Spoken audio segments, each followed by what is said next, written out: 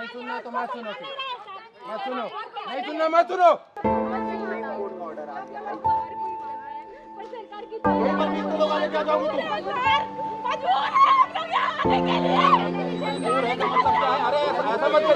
मोदी की गारंटी है, बस में भरो, युवाओं को जेल लेके चले जाओ, कोई किसी के ऊपर कोई आवाज न उठाए, कोई मांग ही मत करे।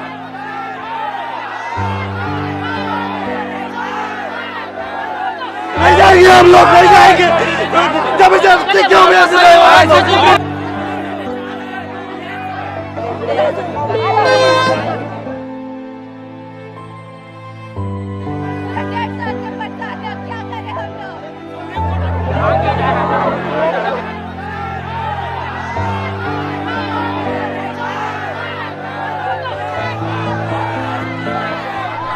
छत्तीसगढ़ के प्रशिक्षित जो डीएड अभ्यर्थी है, जो लोग प्रदर्शन कर रहे थे कुछ समय पहले कि बीएड वालों को नौकरी मिला प्राइमरी स्कूलों में, उनको हटाओ, हम क्यों लाओ, और इसके बाद में जो कोर्ट का वर्डिक्ट आया, वर्डिक्ट के बाद में आखिरकार सरकार को उसका पालन करना पड़ा और बीएड सहायक शिक्षक के पद पर थे बस्तर और सरगुजा के आदिवासी इलाकों के प्राइमरी स्कूलों में, उनको हटाकर उनको टर्मिनेट किया गया है। लेकिन उसके बावजूद जो डीएड वाले हैं उनकी सूची जारी नहीं हो रही थी। लेकिन अब इस बीच में अच्छी खबर, उनके लिए राहत भरी खबर ये है कि लोक शिक्षण संचालनालय द्वारा आदेश जारी किया गया है कि कब कब उनके लिए जो काउंसलिंग की प्रक्रिया है उसके बाद में जो जितने प्रोसेस होते हैं, डॉक्यूमेंट वेरिफिकेशन, वो सब चीज़ें किया जाना है। यानी कि एक अच्छी खबर है। लगातार वो लोग लगभग साल भर से प्रदर्शन कर रहे थे कि उनका अधिकार प्राइमरी स्कूलों में पढ़ाने का है, लेकिन उनको उनके अधिकार से वंचित किया गया और नियमों की अनदेखी करके उनको नौकरी दी गई, ऐसा करके। लेकिन अब उनका जो मेहनत है वो रंग लाता दिखाई दे रहा है। अब आखिरकार सरकार ने आदेश जारी किया है। और आपको बता दें कि 2023 में जब शिक्षक भर्ती के नोटिफिकेशन आया था उसमें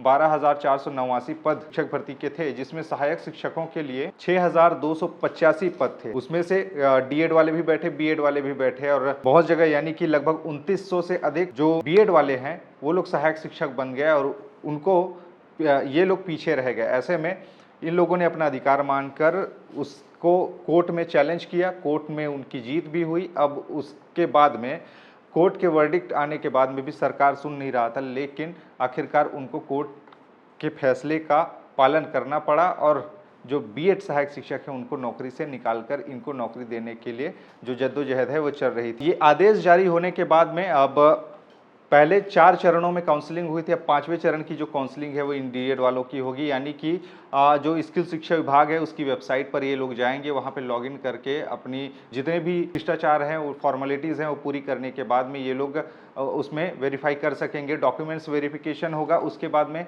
ऑनलाइन काउंसलिंग की जो मेरिट लिस्ट है वो 5 फरवरी को आएगी। यानी कि जो लोग अपना दस्तावेज सत्यापन करेंगे उसके बाद में जो काउंसलिंग होगी 5 फरवरी को उसकी लिस्ट आएगी। उसके बाद में स्कूल आवंटन की जो प्रक्रिया है वो 7 फरवरी से लेकर 12 फरवरी तक के चलेगा। यानी कि जिनको अपने हिसाब से स्कूल वो कर सकेंगे, चुन सकेंगे। उसके बाद में 14 फरवरी को इनको जो फाइनल लिस्ट है स्कूल को आवंटित किए गए वाले वो आएगा। उसके बाद में इनकी आगे की प्रक्रिया होगी। यानी कि 27 फरवरी से लेकर 3 मार्च तक का इनका पूरा का पूरा प्रोसेस चलेगा और 15 मार्च तक इनको ज्वाइनिंग करना होगा। यानी कि ऐसा ही पूरा का पूरा प्रक्रिया होगा।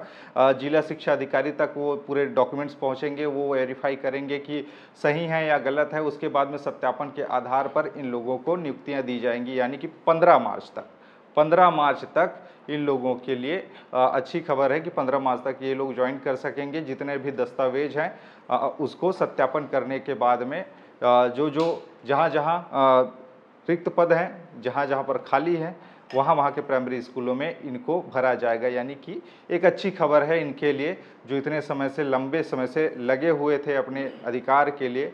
अब इनके लिए बढ़िया विकल्प दिखाई दे रहा है। यानी कि 15 मार्च तक का समय है, 15 मार्च तक ये लोग ज्वाइन कर सकते हैं। उसके बाद अभी ज्वाइनिंग होगी ऐसा करके। यानी कि कुल मिलाकर साफ है कि इनको अब नौकरी मिलती दिखाई दे रही है। यानी कि इनके चेहरे पर अब मुस्कान ज़रूर दिखाई दे रहा है, क्योंकि ये लोग आशंकित थे कि अभी तक कोई भी आ नहीं रहा, इतने समय हो गया मेरिट लिस्ट के लिए, ना ही काउंसलिंग के लिए कोई अभी तक खोज खबर नहीं है ऐसे करके। लेकिन अब ये साफ हो गया है और ये नोटिफिकेशन आया है। अब इसके बाद में इनके चेहरे पर मुस्कान वाकई होगा। खैर, इस पूरे मामले पर आपके विचार क्या हैं? जो आपने लड़ाई लड़ी इसके बारे में क्या सोचते हैं, इस बारे में ज़रूर बताइएगा। खबरें और भी जिसके लिए बने रहिए छत्तीसगढ़ के साथ में। नमस्कार।